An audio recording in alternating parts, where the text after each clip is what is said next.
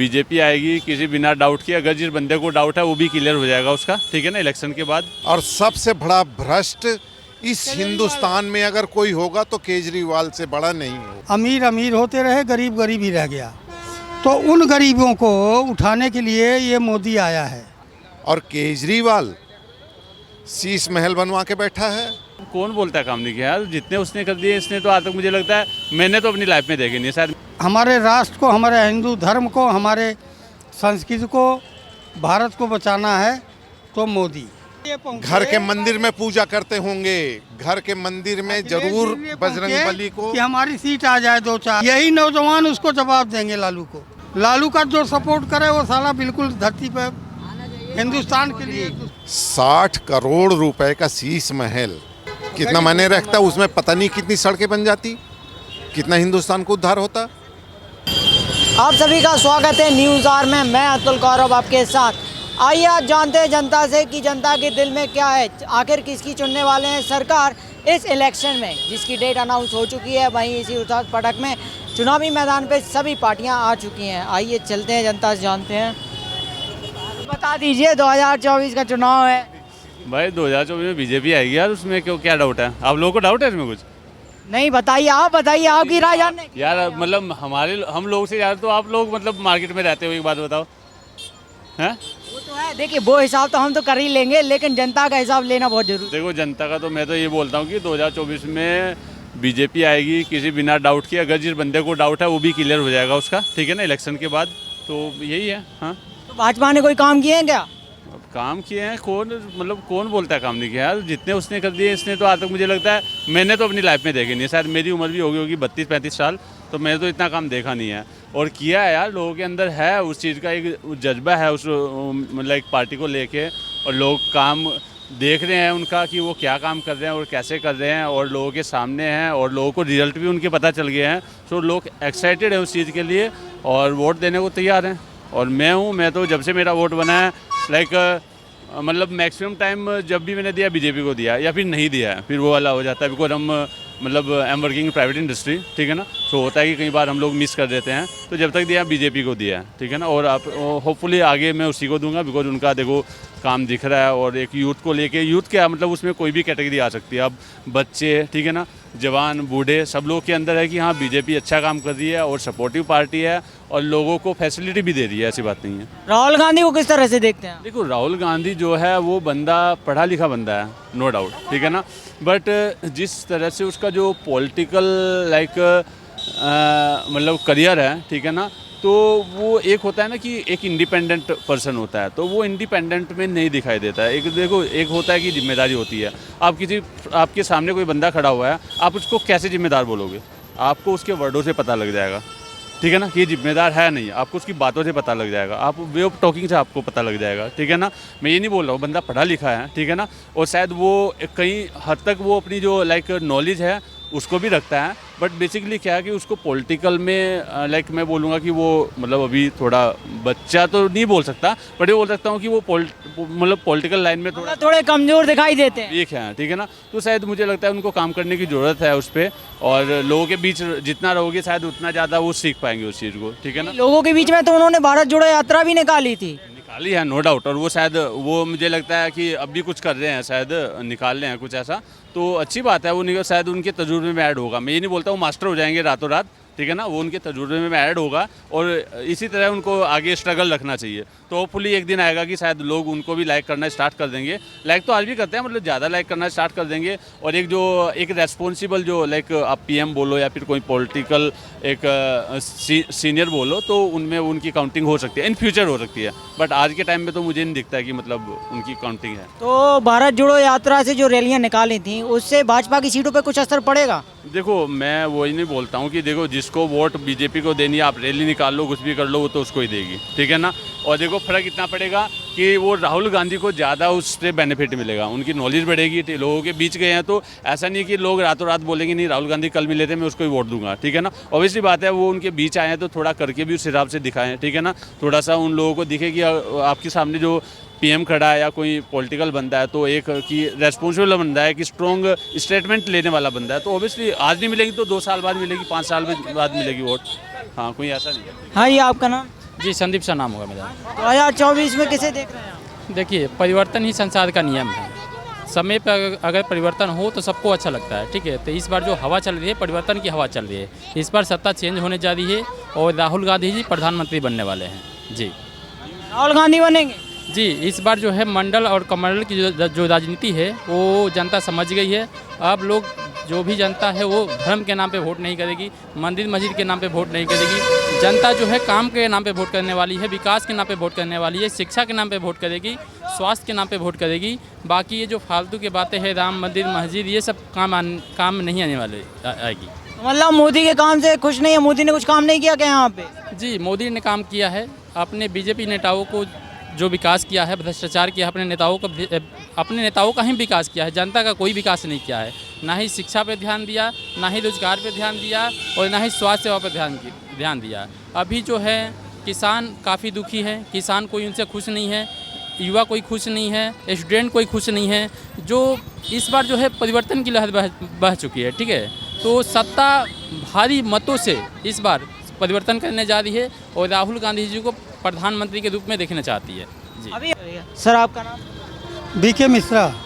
2024 का इलेक्शन आ गया है तो आप किसे देख रहे हैं बतौर प्रधानमंत्री? हम नरेंद्र मोदी को देख रहे हैं।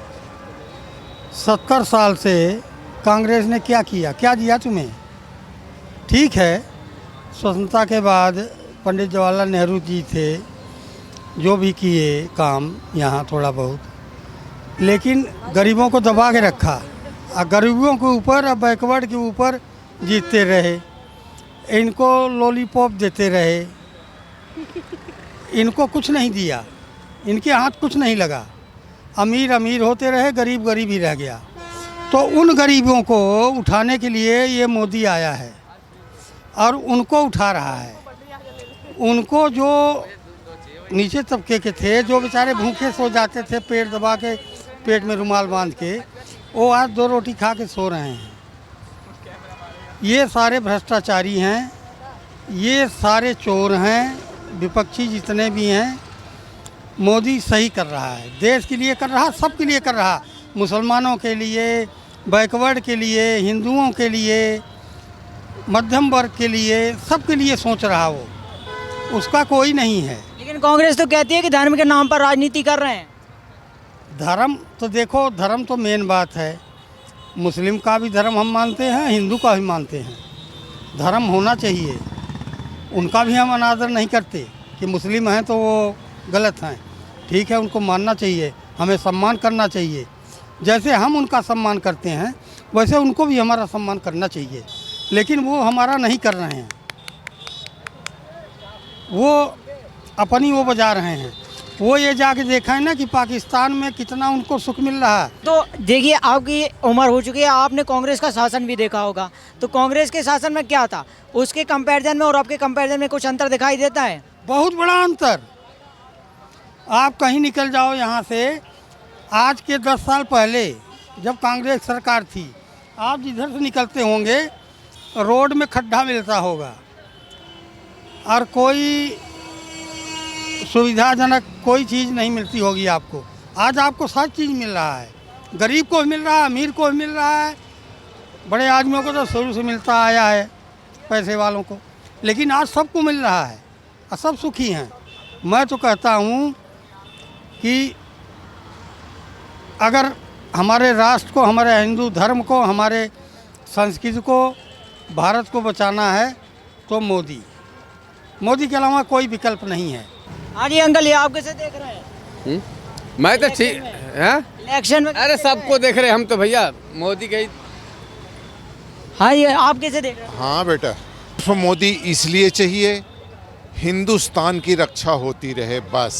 जब कांग्रेस की सरकार थी तब भी तो रक्षा हो रही थी। अच्छा हो रही थी, बिल्कुल हो रही थी। चाइना कब्जा तो नहीं कर रहा था, पाकिस्तान अटैक तो नहीं कर रहा था, टेररिस्ट अटैक तो नहीं कर रहे थे। आज कितने अटैक हो रहे हैं 10 सालों में, बताइए बेटा आप, कितने टेररिस्ट अटैक हुए? ना के बराबर। और आज एक अटैक होता है तो 50 मरते हैं। कौन मरता है मैं नहीं जानता। जब मोदी ने स्ट्राइक की थी तब भी तो कांग्रेस ने सवाल उठाए थे, कहा था कि आतंकवादी मरे, प्रूफ दो उनका। केजरीवाल ने भी उठाया था कि मोदी जी आप जवाब दीजिए, मोदी जी आप ये सबूत दीजिए, पाकिस्तान मान नहीं रहा है। और सबसे बड़ा भ्रष्ट इस हिंदुस्तान में अगर कोई होगा तो केजरीवाल से बड़ा नहीं होगा। जो उन पर ईडी का डंडा चला उस पर आपका क्या कहना है? क्या बेटा? जो ईडी का डंडा चल रहा है उन पर। ईडी मान लिया बेटा आपकी बात, एक सेकंड रुकिए आप, मैं मान लेता हूँ ईडी और सीबीआई अगर गलत हैं, सुप्रीम कोर्ट बैठा है, हाई कोर्ट बैठा है हर स्टेट में, और बेटा अगर मोदी गलत है इस मामले में, मोदी उनका सपोर्ट ईडी सीबीआई का कर रहा है, तो जहां कांग्रेस और जहां बीजेपी विरोधी सरकारें हैं वहां भी तो सरकार है ना, वहां विजिलेंस है, एंटी करप्शन है, क्यों नहीं पकड़ते बीजेपी को? पकड़ो, जेल में डालो, किसने रोका है? लेकिन भाजपा भी यही कहती है कि भाई हमारे खिलाफ कंप्लेन ही नहीं आती कि कोई भ्रष्ट है। नहीं नहीं नहीं, कंप्लेंट हर जगह आती है। क्या बंगाल में नहीं आ रही है? ममता क्यों नहीं करती? केरल में नहीं है? हर जगह जहां बीजेपी की सरकार नहीं है वहां क्यों नहीं पकड़े जा रहे हैं? पकड़ो। और केजरीवाल शीश महल बनवा के बैठा है, किसके पैसों से? तुम्हारे पैसों से, हमारे पैसों से। 60 करोड़ रुपए का शीश महल